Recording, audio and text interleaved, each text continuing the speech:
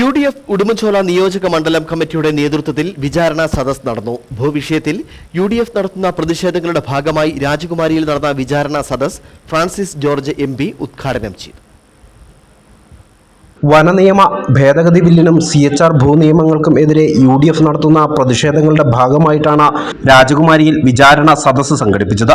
UDF Udumbanchola നിയോജക മണ്ഡലം കമ്മിറ്റിയുടെ നേതൃത്വത്തിൽ നടന്ന വിചാരണ സദസ്സ് ഫ്രാൻസിസ് ജോർജ് MP ഉദ്ഘാടനം ചെയ്തു.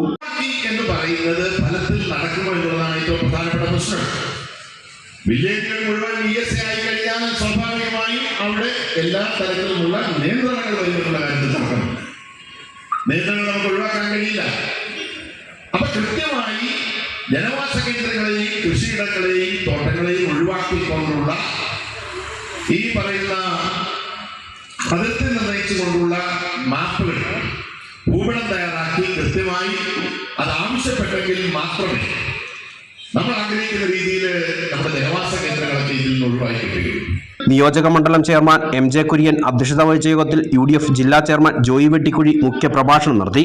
KPCC മീഡിയ വക്താവ് അഡ്വക്കേറ്റ് സേനാപതി വേണു, മുസ്ലിം ലീഗ് ജില്ലാ secretary Sudheer, Udumbanchola block Congress committee president MB Jose തുടങ്ങി നിരവധി ആളുകൾ സംസാരിച്ചു. ന്യൂസ് ബ്യൂറോ, രാജകുമാരി.